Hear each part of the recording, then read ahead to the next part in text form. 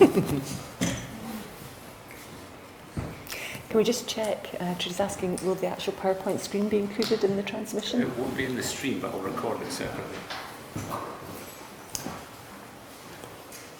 And I'll upload it later on.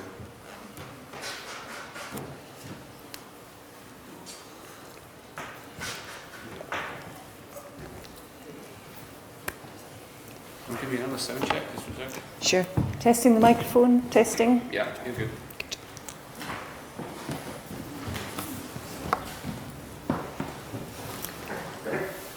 Okay, should be live. Just set up another mic.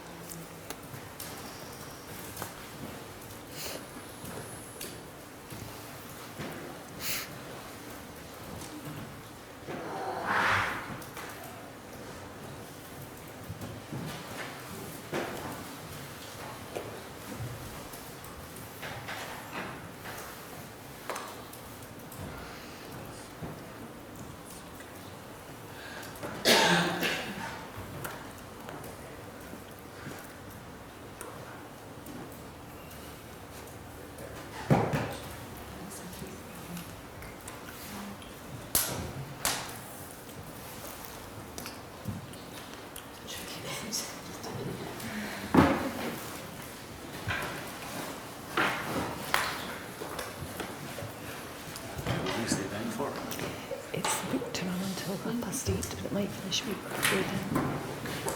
8 o'clock, sorry, but it might finish.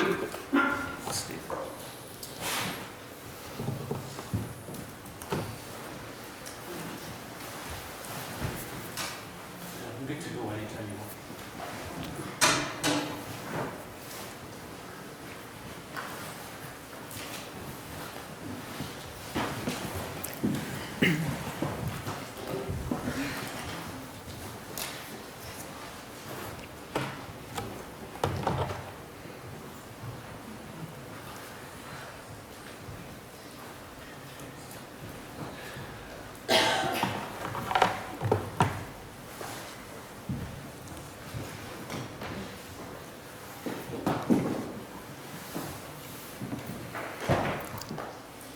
Hi everybody, hello, hello, hello. Hi, are we all ready to start? Can everybody see me okay? Hi, I'm Trudy, and I've been brought in here tonight to chair tonight's proceedings. So it's lovely to see you all coming along this evening to the lecture and to give a big welcome to our presenters this evening. We've got two presenters. We've got Rosemary Oram, Rosie, and she works for SWORD, which is the social research on deaf people based at a unit based at Manchester University. She'll explain a bit more about her work herself. And I think we all know Jemina Napier. She's a professor at Heriot-Watt University here in Edinburgh. So when the presentations are finished, we'll see how time is going. We might have a break, or maybe we'll just carry straight on into the question and answer session. We'll just see how we get on tonight. Okay, so I hope you all enjoy the presentations.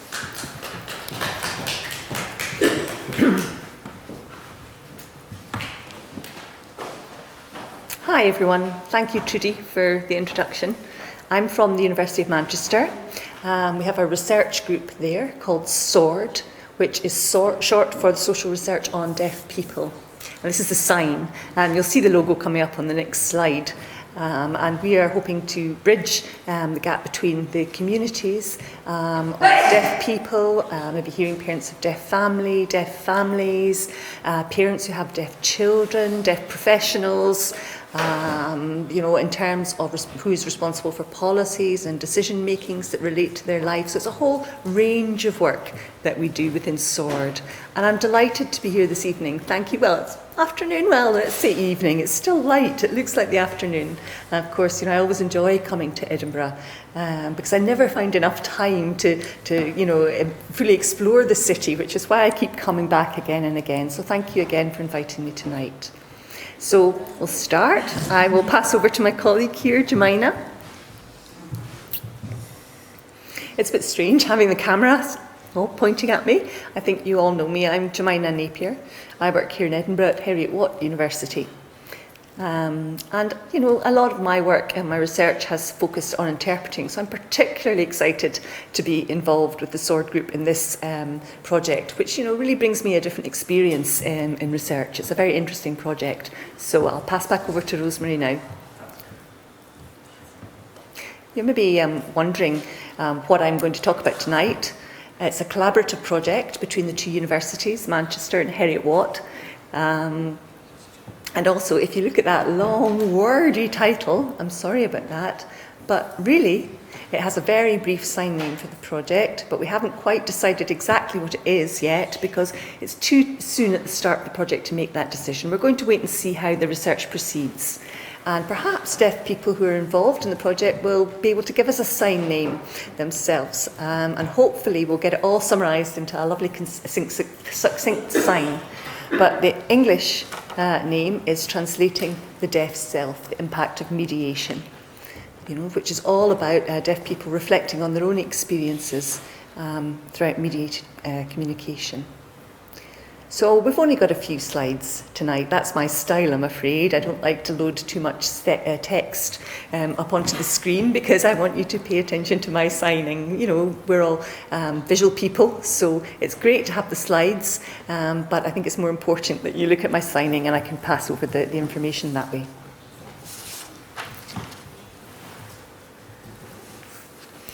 So I'm going to talk a bit about what the project sort of is. It was initially conceived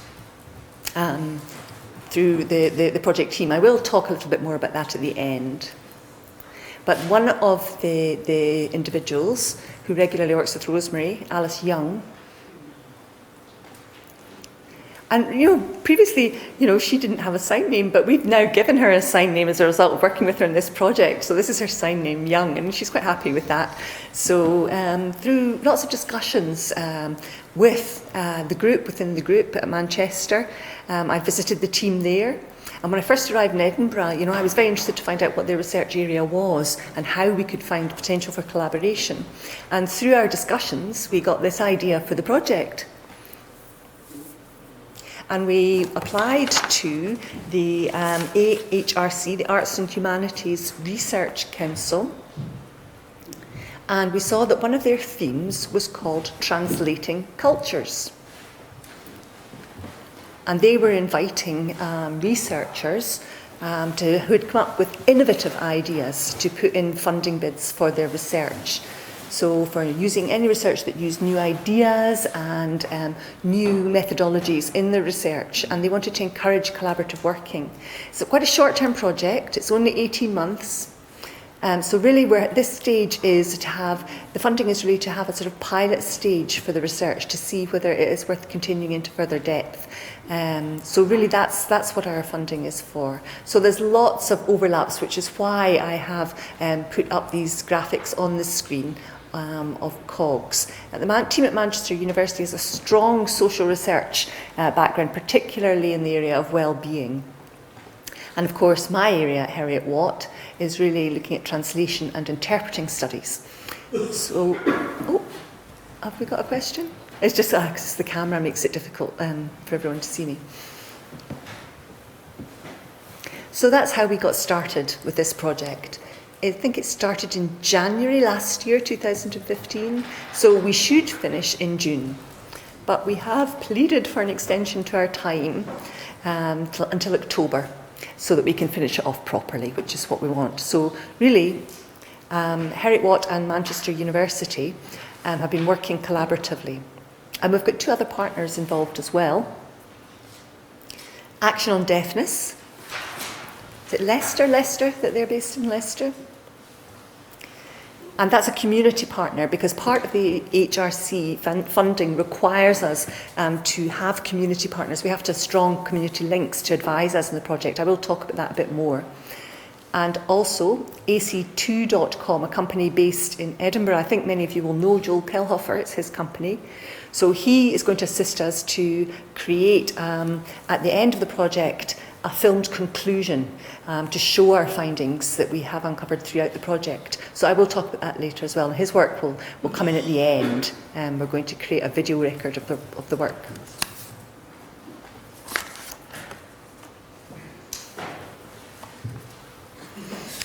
Thanks for reminding me, Rosemary. So we were really interested in this project because through our discussions, we realised that an awful lot of research in the area focuses on interpreters, what happens with the actual interpreting, accuracy, does it match the person's communicative intent, what is happening with that process, or maybe asking for judgments about the quality of interpreting.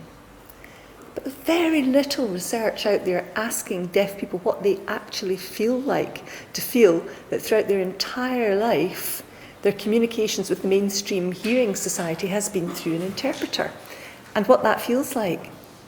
There's lots of research on linguistics and sort of language areas, but very little from the life experiences of deaf people and their identities as people that are interpreted really throughout their lives.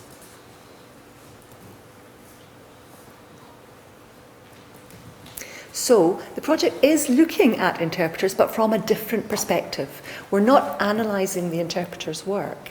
I mean, there are interpreters involved, but we're not focusing our attention on analysing their work. Really, the focus is on the deaf people's experience of what it feels like to work with an interpreter regularly. And another thing that we had to link with the project because of the funding conditions was really how we could inform future other research areas from our research. And so what we are going to do is think about how we can link it to research into other linguistic minority groups. So we are, of course, researching the deaf community, but it may well have broader research applications later on for other language groups.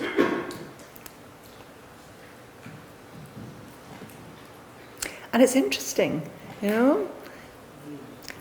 I think probably out there, the deaf community who have had these experiences of getting direct or indirect information, I think it's fascinating to know what deaf people themselves actually, what you all say about that. What do you feel about your experiences going through life and regularly working with interpreters?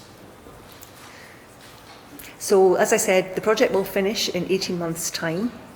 And I think if we find some worthwhile results and some data that's very interesting, we are going to try and find some more funding to allow us to extend the research. So really, these are our research questions up here on the screen.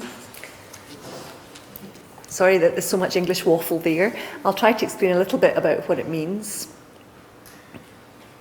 of course, we had to write the research questions to meet the AHRC funding conditions. So, I had to make sure that it was a perfect match so that I could be sure to get the money from them. And I was delighted when we finally got it. It was a bit of a relief. So, obviously, the wordiness worked.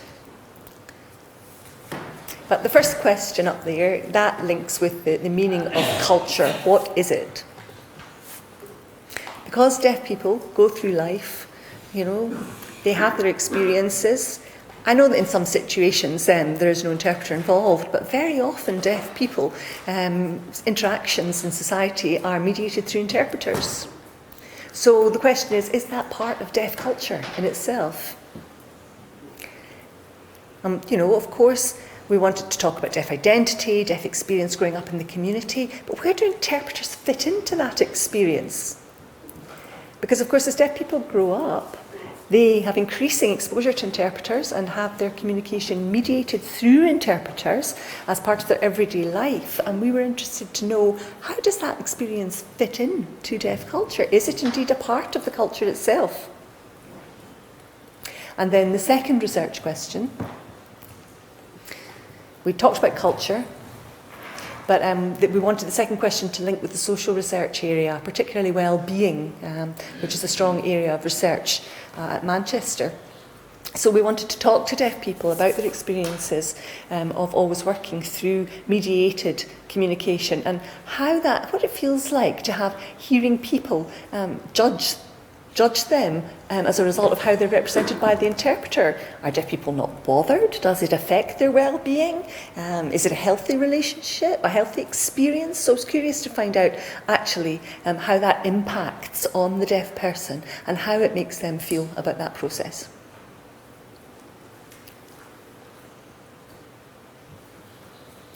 So throughout the project,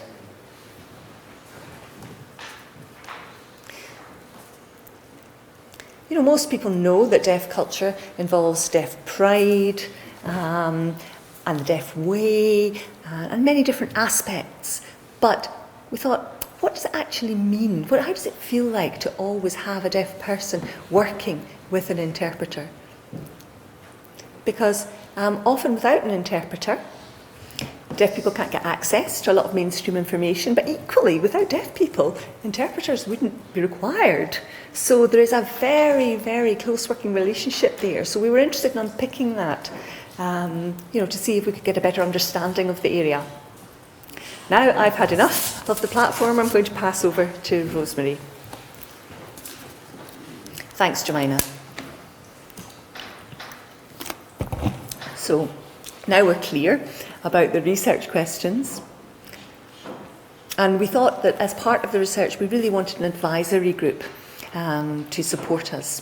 And Scotland has a variety of deaf organisations, so we invited reps from 5 of them to take part in our SAG, our Stakeholder Advisory Group. And that has been so valuable. Their support has been wonderful, because they've been able to look at our work with an outside eye, to review some of our materials, to make suggestions about approaches that we can use, how we can reach out to the community and get participants without twisting their arms to get them involved. So we've relied heavily on word of mouth, sign of hand, to reach out to the community. And people have been interested in getting involved. So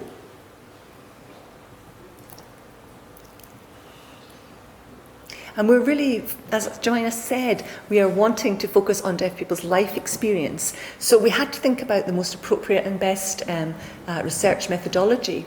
So you can see up at the top that the two methodologies we used, one of them was a phenomenological approach based on real life experience. And of course we used a mixture in a focus group and community participation group, a mixture of open and closed questions to draw out the richness of the experiences that were available to us as data. And we had two different approaches. So we thought we would try them and see what happened. And there haven't been a lot talked about these two particular research methods.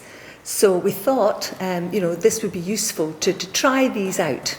And it linked with the HRC's criteria for the funding to use innovative research methodologies. The first was the Communication Participation Group, and the second one was TAP, the Thinking Aloud Protocol. It sounds a bit strange. So Thinking Aloud Protocol, that's the one that we used.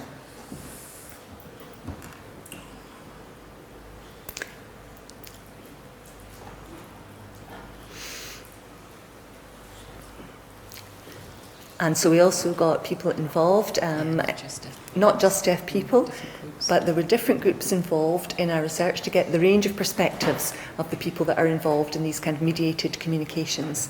And it was important to get their contributions to the data collection as well as the deaf people's views.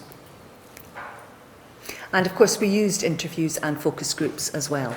So I will show you more about that on the next slide, about who's been involved up till now in the project and in our data collection process. I'll tell you, it's been very hard work.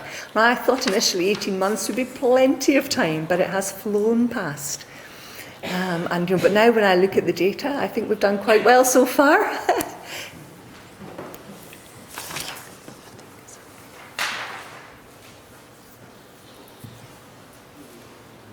So the community participation group was important. And we really wanted that to meet more than once, to give them time to reflect on the issues, to think about the discussion, and then have a second meeting about a month later. And really we focused on one area, and 5 people came along who were very interested. But still we weren't quite sure if they really had valuable contributions, if they were totally clear about our research questions, which is why we wanted to meet again. And the second time we met, wow, because they'd had time to think about the whole issue, and their contributions were fantastic when we met the second time. And we used video, equipment that we had borrowed from Heriot-Watt University.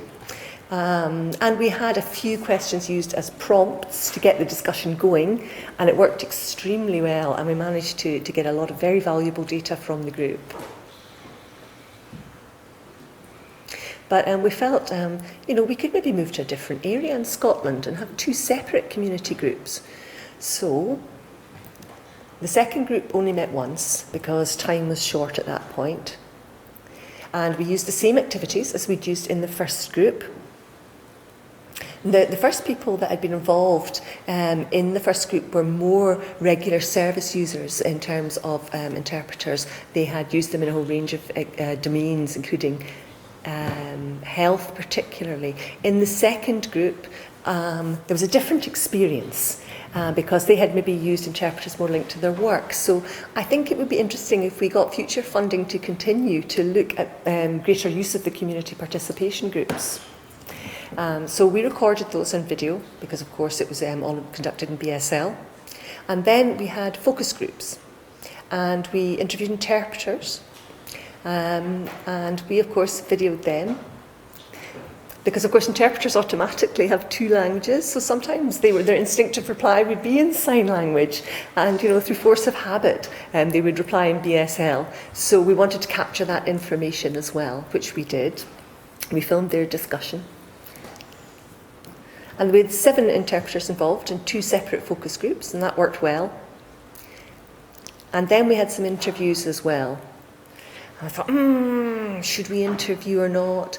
We thought, why not interview some hearing colleagues who have deaf members of staff working within their organisation, within their workplace.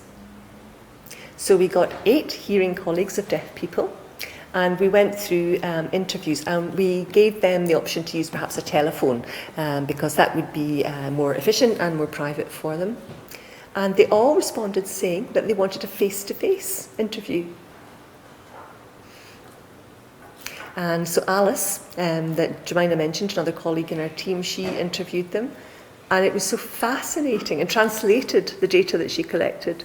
It was so fascinating to see all the different information that was collected. So, oh, wow, it was so interesting. Very valuable data. And I wish I could tell you what it was, but I'm not allowed to reveal that just yet at this point in the research process.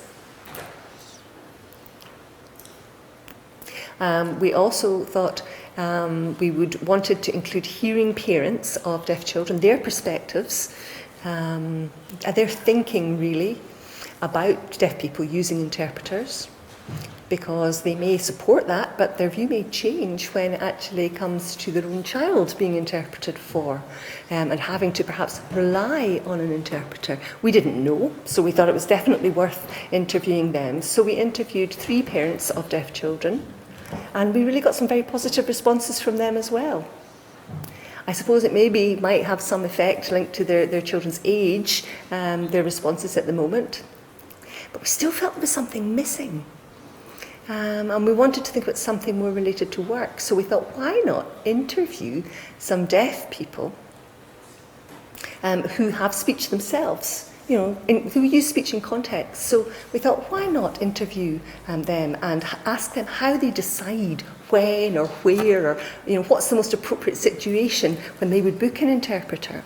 So we found 3 participants that fell into that category, and of course they were all very fluent in their BSL, and of course they kept insisting we're still deaf, and they were very proud of their BSL as their language, but they acknowledged that in certain situations they would use their voice. And we got some amazing data from them. So we've got a wide range of participants and a lot of varied data as a result of these methodologies. And we also asked everyone to fill out a short background questionnaire, just to give us some background information. Where did they start learning BSL, where they went to school, a range of basic background questions, but it was quite brief. And then, of course, the consent form as well. And we had all the recruitment materials improved by both universities, Manchester and Heriot-Watt. Fortunately, it all went smoothly and we were able to go ahead with the research.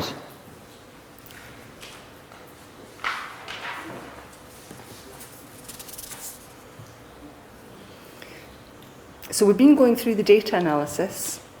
We've got all the transcripts and the videos, and when you see the videos themselves, we've got 28 hours worth of videos at the moment, and there's more coming. My eyes are exhausted, but you have to watch it more than once to sort of spot all the different data that's there and take screeds of notes. There's so much information. So we each do it independently, and then we compare notes to make sure we haven't missed anything. It's actually a very exciting process. It's an exciting stage of the research. Maybe you're wondering what questions we asked the different groups. And of course we asked some of them some similar questions and some that were more specific to their own roles.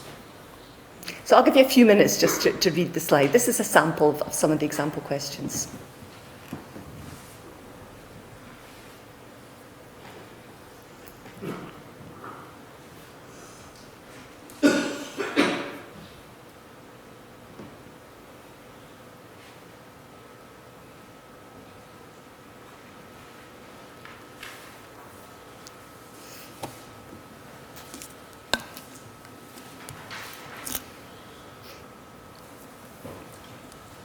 So you can see there's quite a variety of questions that were involved.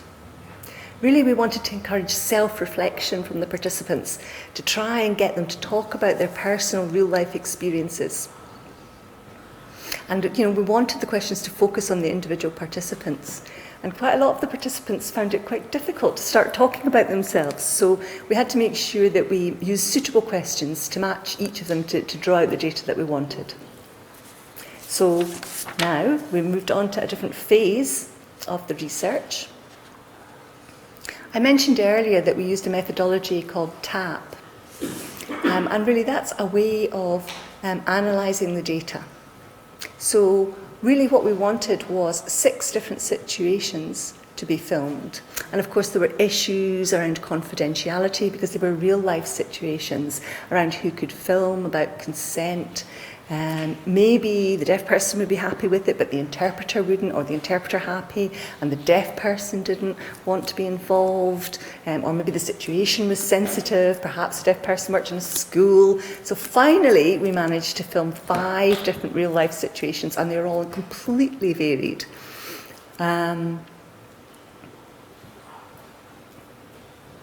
Because most TAP interviews, what we've done is we have looked at the different video clips of the real life situations with the deaf person that was involved, and usually they respond by saying, really, is that what I looked like? Or, oh my goodness, did I behave like that? Or, oh, I did something quite impressive there. That was a good idea. And so through the questioning process, when we're looking at the video, then we're able to record some of their reflections on what they've seen. And really, TAP is an excellent methodology for reflecting on one's self's experiences. And with the video there to prompt responses as well, we gathered even more hours of video data.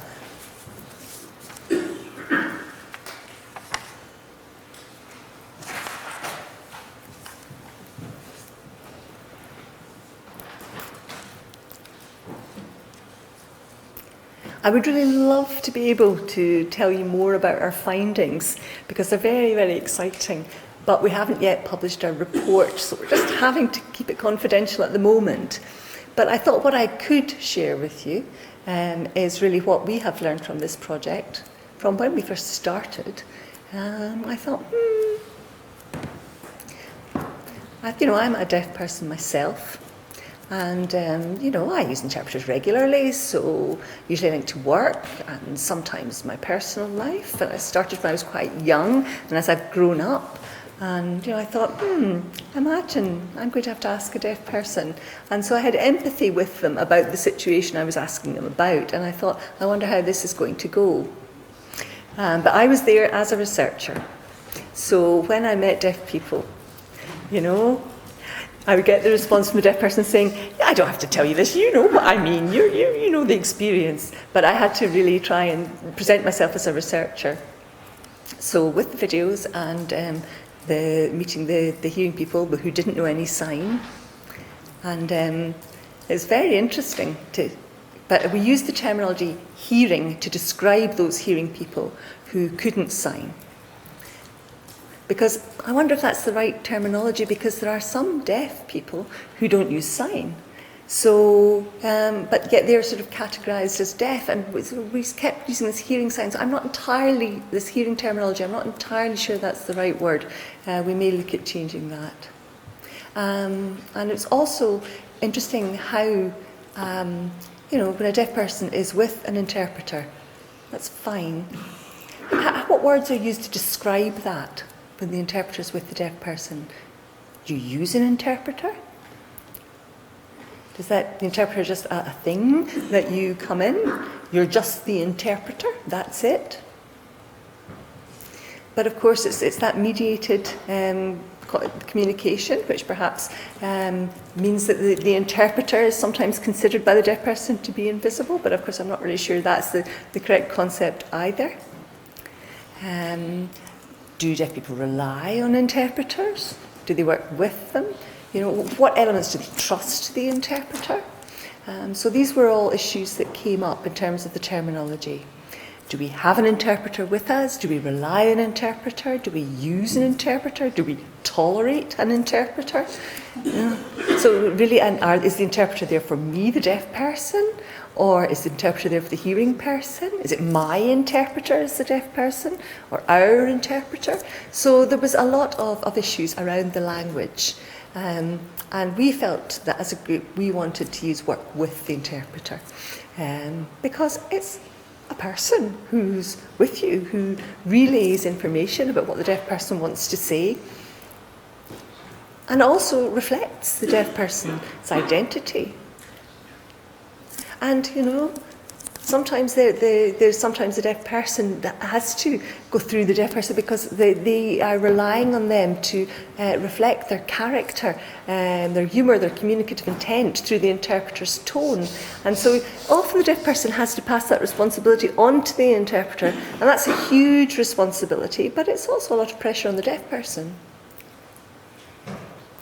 So early on in the research, we asked, being involved in an interpreted situation, the hearing person and an interpreter, again, I'm using that word hearing because I don't really have many options at the moment. Do you blame the interpreter? Did they make mistakes? There's a lot of putting blame onto the interpreter. So I asked for some examples, and I got told about, interpreters that were fabulous or interpreters that weren't, about interpreters who were prepared to put in the extra effort to stay after the event had finished to make sure that the deaf person understood. So I wanted to ask as well to the hearing people, about the hearing people involved in the communication. But I kept bringing them back to get their views about the interpreter. And luckily, Jemina was there to really focus the conversation, to bring back the topic of discussion onto the interpreter and how they work with. But then we wanted to move away from negative descriptions of the interpreter and focus back on the deaf person's experience, which I think we managed to do in the end. So we have a lot of contributions in our data, and we've got a lot I think we will be able to talk about from our findings. The ball has started rolling, and I think it has the potential to be a really large project. There may be different strands and different methodologies involved in it, and I think we've made a really positive start to look at how the deaf person feels in an interpreted situation. And I think some of our participants maybe needed a little bit more prompting to help them self-reflect and share their experiences, because it was a sort of new process for them. And I think the TAP protocol and watching the video really helped.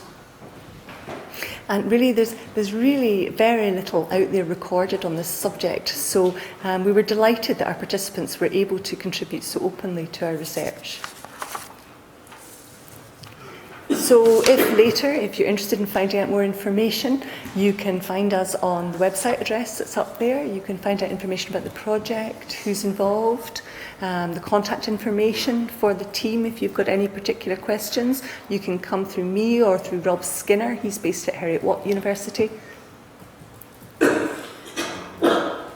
And then we have the other members of the team. Here we are.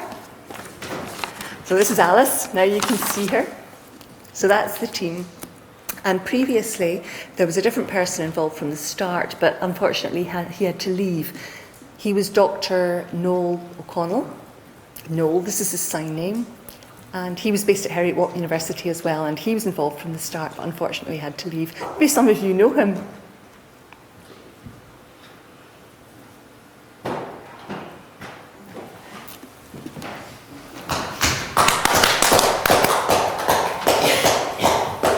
Thank you so much. Do we have any questions for our presenters this evening? Do any of you have anything you want to ask? Oh, do we have a question over here?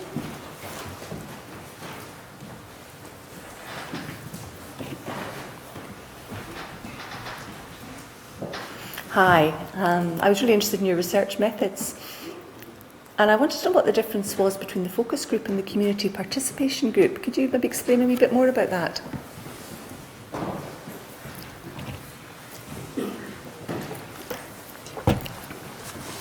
Rosie, are you going to respond? Thanks. At the start, I thought the same. I thought, really, what is the difference?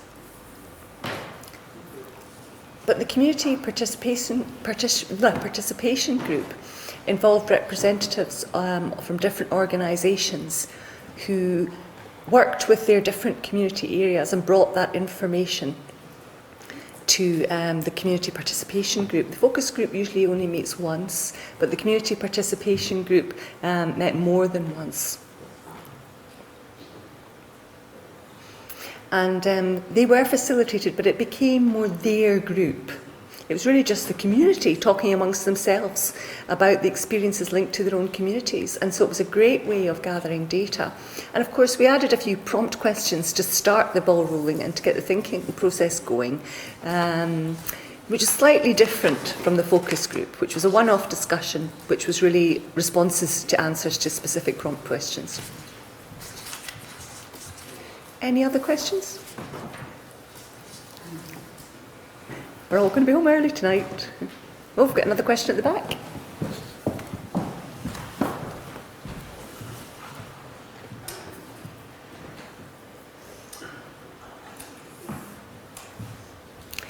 Excuse me, could you just look at the camera so that it's being live streamed, so if you could sign the question to the camera. Sorry.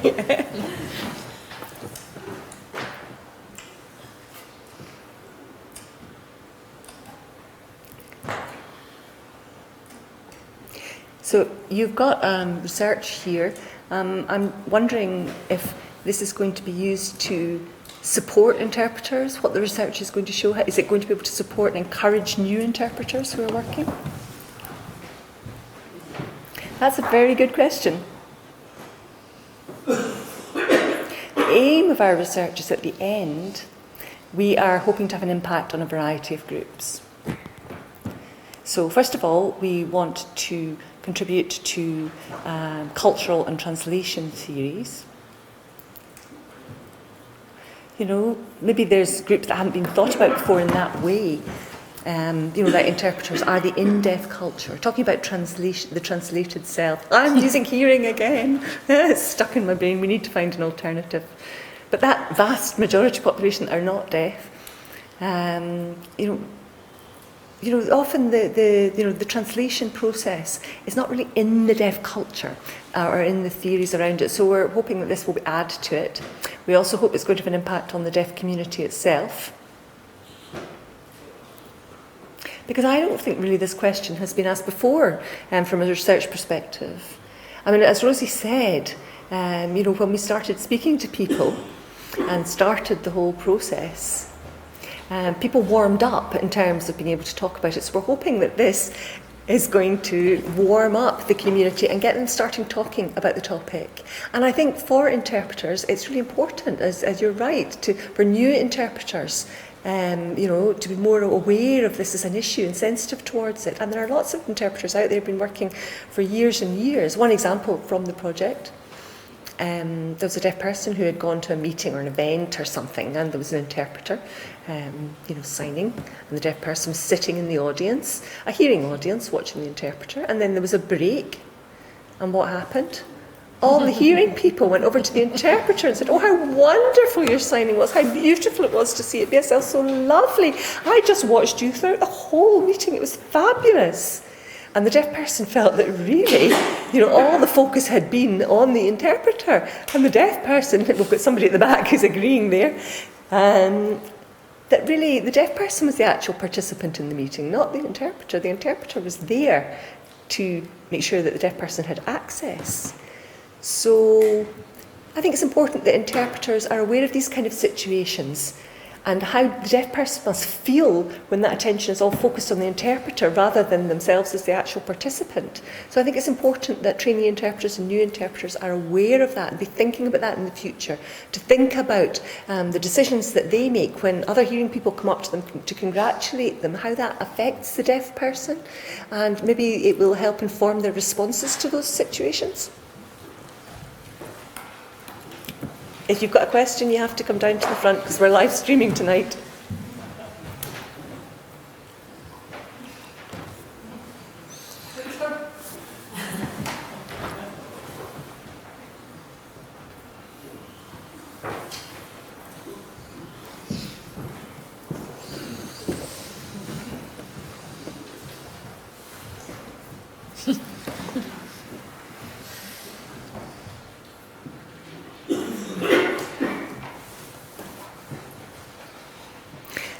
You're right. How many times has it happened that all the hearing people go up to the interpreter throughout a meeting and say, "Hang on a minute, I'm the person that's here, the deaf participant," and they ask the interpreter, "Oh, how did you learn how to sign? What's the sign for that? Oh, that was so great." And really, it's usually because the deaf person has taught the interpreter how to sign, and yet they don't talk to the deaf person. And it's interesting, one of the things that I think is interesting, that when I meet a hearing interpreter, my natural signing identity changes. I have to be much more careful because I get a different back-channeling feeling from an interpreter than from other deaf people. It's a wee bit different.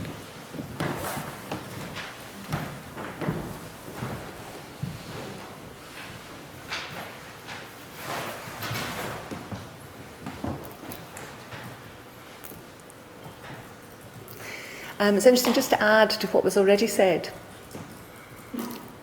You know, some people, it was interesting, they were talking about an interpreter that if they met a stranger interpreter they'd not met before, that really they felt it was a completely different experience and that it maybe wasn't quite the correct representation of themselves, and they modified their signing to make sure that the interpreter understood them, and it did affect their identity, whereas if they were with the regular interpreter that they felt confident with, they felt they could sign much more fluently and in a relaxed way.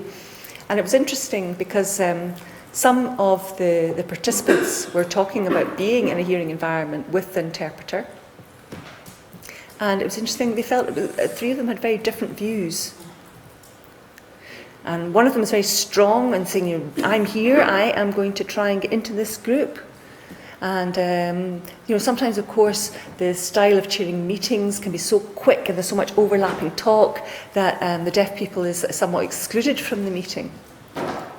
But they felt that when there were more than one deaf person involved in the hearing meeting, that they had allies in the group, and that changed their experience. So the situation seems to depend on who's there, how many deaf people are involved, how they feel about the interpreter, who the interpreter is, and their skill level. Can I just quickly add to that as well? Because, you know, I've been working as an interpreter for a long time. I've also been involved in interpreter education. And sometimes, you know, if you imagine at university, I've interpreted for a deaf person in the audience, and I'm signing away as the interpreter on the platform. The deaf person in the audience has dropped off for a quick sleep. And I'm thinking, should I continue signing? Because the person that I'm here interpreting for has fallen asleep. But then a lot of the hearing people are watching me. So that's a sort of interpreting dilemma, if you like. There's a lot of discussion about that. I was interesting, I met somebody recently who said, I can't stop looking at the interpreter. You know, when you're just listening to information, you can do other things. You can scratch your leg, you can blow your nose, you can take notes, you can be distracted by other things, but still hear the presentation. So for deaf people in the audience, there's a lot of pressure to continually watch the interpreter, to stay engaged with the information. It's not the same as the hearing experience.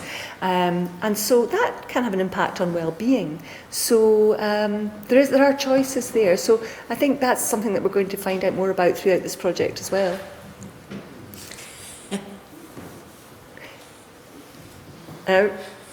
I've been a student myself, been in that situation. I'm having a laugh at you talking about that, and I'm sitting frozen, concentrating on the interpreter. I know how that feels, while my peers were able to go into their bags and check their phones and take notes. Hello, everybody.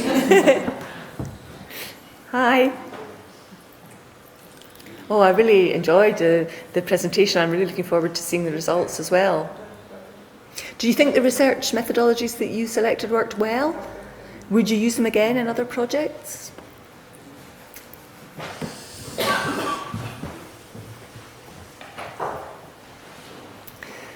Like Rosie said earlier, there are different sort of methods used in the project. So the community participation group gave us a broad picture, and maybe Rosie would like to add a bit more to that. The focus group was really sort of more based on theoretical issues, and the interviews as well gave us other sorts of data, and it was very interesting. The filming allowed us to recruit other people and get other information from them.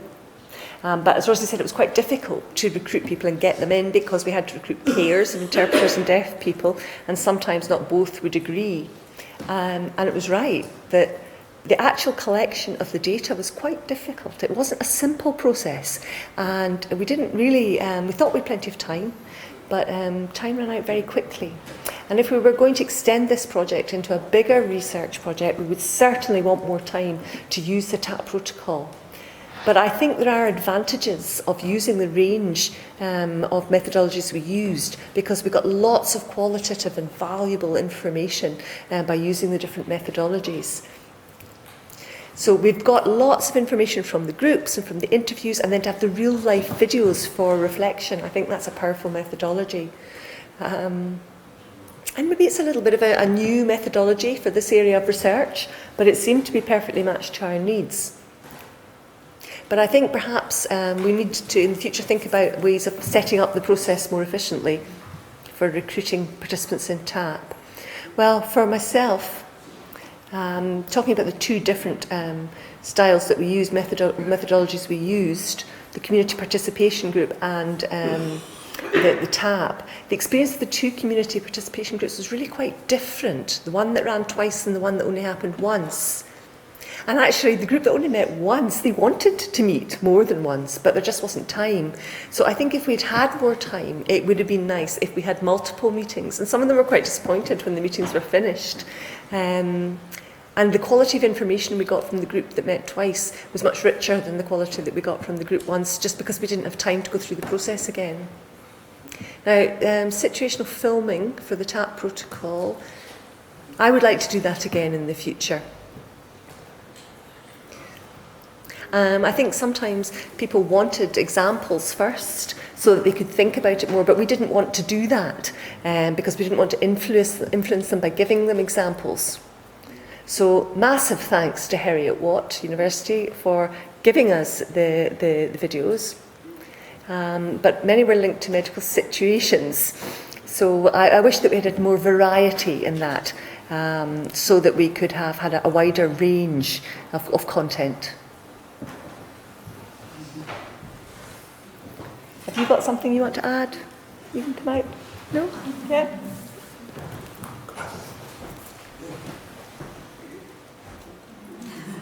I've been thinking, your talk has made me come up with so many different questions. You were talking about filming the situations, but you were not really interested in the interpreter, you were interested in the deaf person that was involved. But, how does the deaf person know that the interpreter's translation is right? How do they know? They maybe think it's fantastic, but maybe it's not right. How do we know Marion's interpretation is right tonight?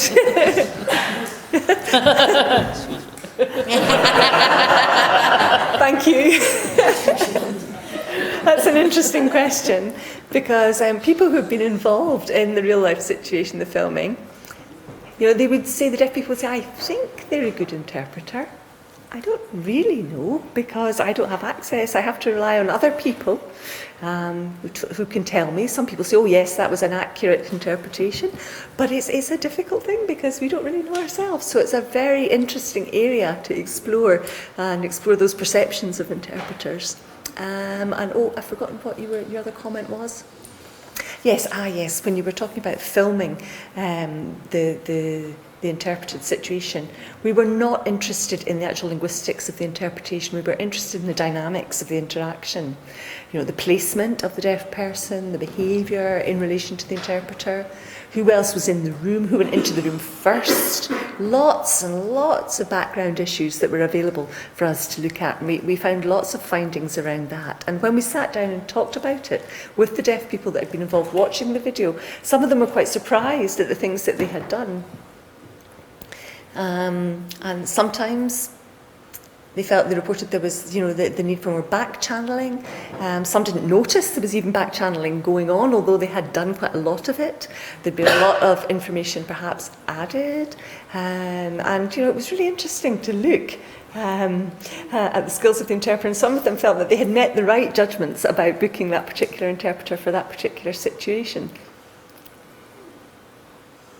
And some of the deaf people mentioned that in the actual situation there were some things that they hadn't known about or hadn't picked up on, but the interpreter had waited until the end to tell them. But maybe the interpreter felt it wasn't the right time, and they'd waited to the end and then filled in the blanks, and maybe the deaf person felt that although they didn't know it at the time, they would like to know the information as it's going on. And now that the deaf people know that happened, they will be able to say to the interpreter, please, would you let me know that information, not hold it to the end. Let me know as you're going through the situation so that I can respond more appropriately to anything that comes up relating to that. So of course deaf people don't hear the voiceover, so it's difficult to know themselves if it's right or wrong. Yes, Gary, out you come to the front.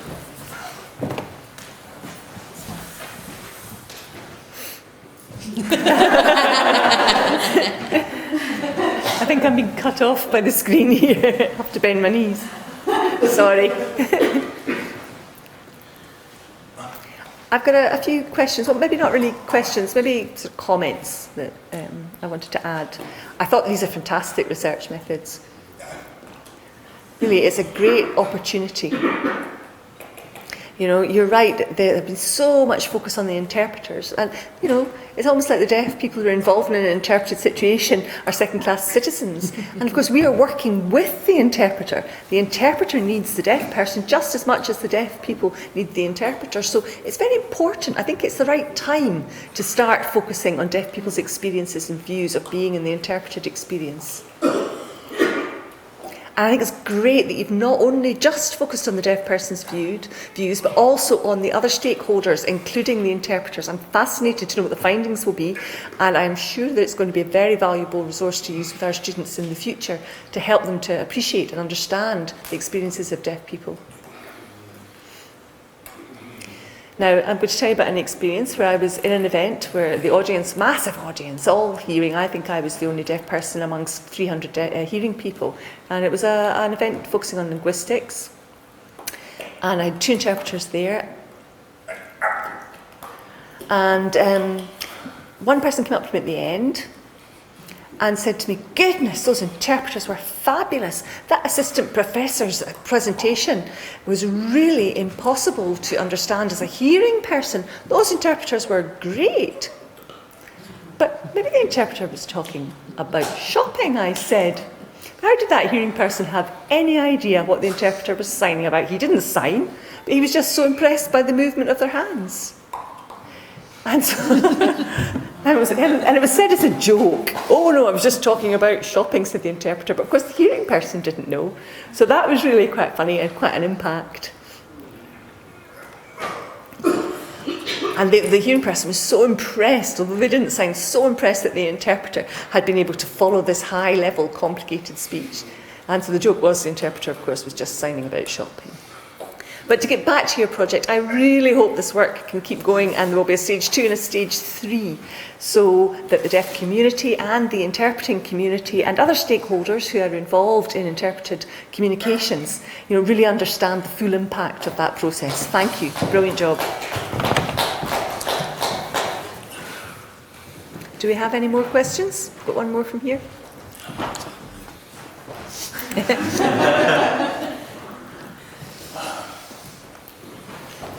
Your point's very interesting.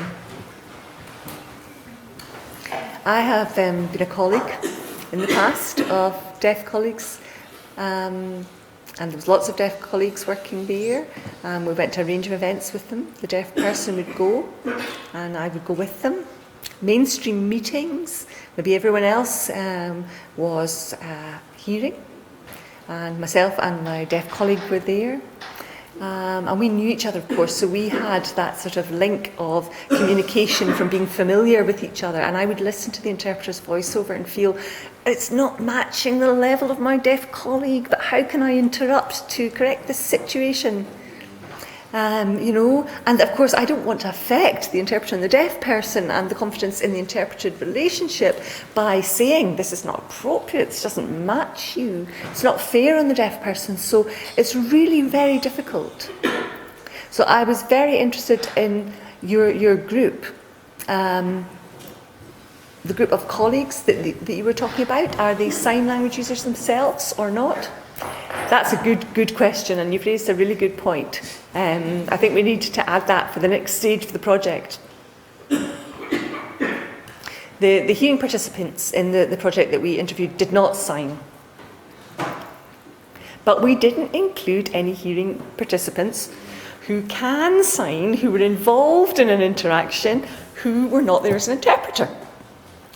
And that's a very good point. The situation you were describing, we should maybe include that.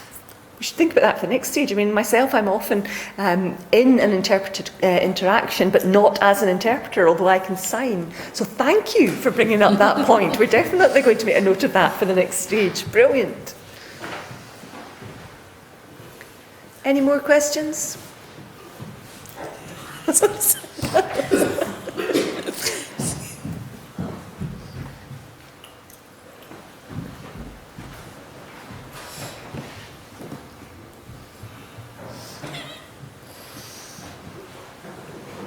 First of all, thank you for a fantastic presentation.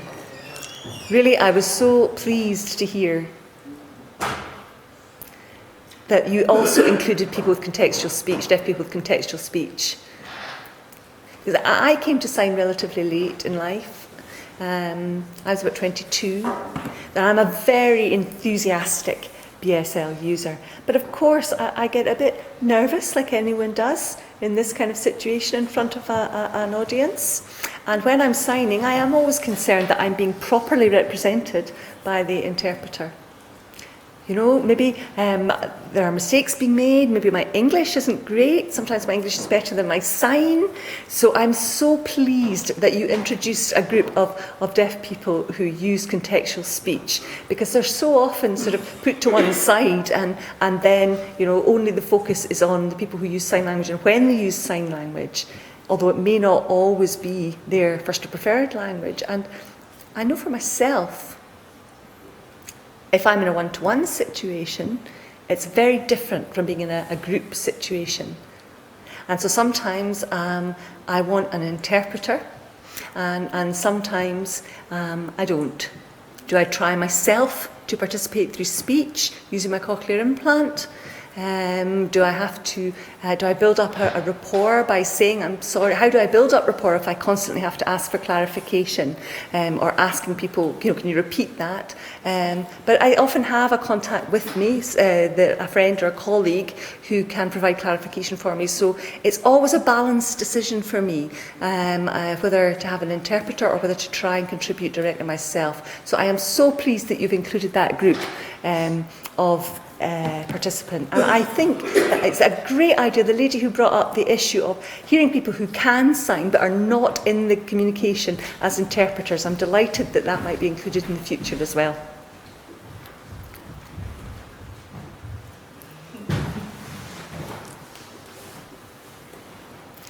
I think it was very, very interesting, related to your point.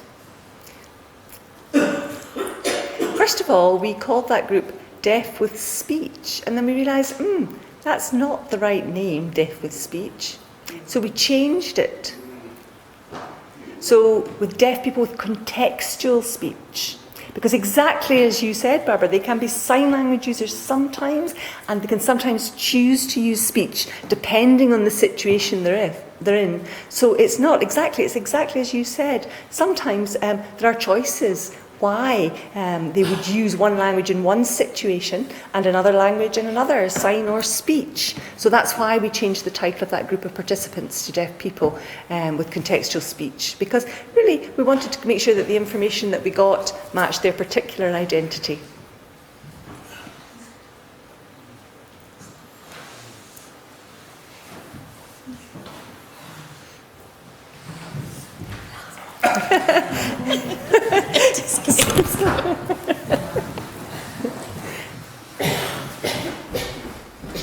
I hope it's not off the point, but I lived with a woman who used a wheelchair, and it was very interesting to learn about her views about people who were not wheelchair users. You know, able-bodied was the term that's used. And I would say, I'm going to go meet my friend. And my friend in the wheelchair would say, is your friend able-bodied? And I would say, what able-bodied? No, she's deaf. And my friend would say, yes, but she's still able-bodied. And that was the issue for her, that category of able-bodied or wheelchair user, and it's different for the categorisation of deaf and hearing groups for us. Just can I quickly respond to that, talking about the use of the terminology hearing? I think this is linked to historical reasons because of deaf oppression, and that there's always been this label that has been talked about, hearing, and maybe it's the right time to change the terminology we're using. Because we're not talking about it, we don't mean it always to be a negative thing, but, you know, I have children who are ill hearing. I'm not going to have them labelled hearing in a negative way. It's not the right word. And I'm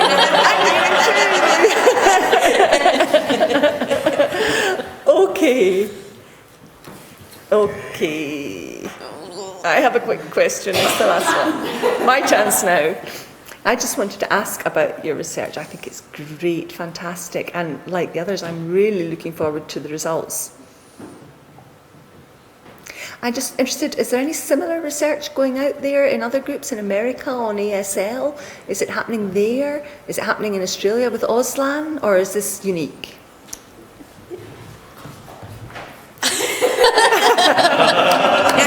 It's unique.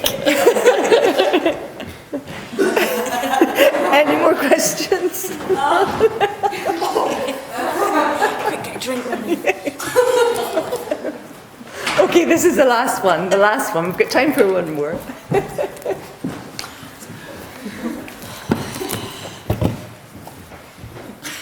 I'll be quick, I promise. It's just a quick comment.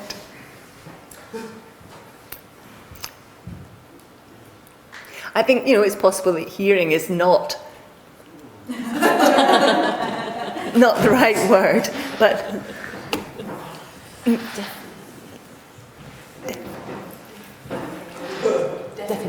deaf impaired. Deaf impaired would be a much better terminology. So in terms of a cultural perspective, I think that's the right way around. A better terminology. That was a lovely way to end this evening. Great comments. I'd really like to thank Rosie and Jemina for their presentations tonight, and thank you all for your questions. It's been a really good evening. So that's it for tonight. I'm just wondering, Rachel, do you want to add something about your promotional materials for the next event? I would also like to really thank our interpreter tonight, who has been voicing the whole event.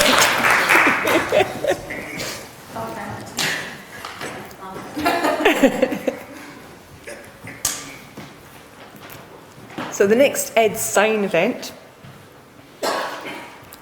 is the same as the usual collaboration, Heriot Watt University with Edinburgh University and Queen Margaret University, but we're going to add an additional layer to it. We're going to be talking about our Justice Signs project that we've been working on. And we're going to also invite the Scottish Institute for Policing Research to be involved as well. So they will be giving a presentation. We're offering food as well, and we've been invited representatives of the police force to come. It's going to be the 24th of May at Heriot Watt University, and I hope to see you all there. Thank you for your time tonight, and I hope you all got home safely. Evening, everybody. Bye.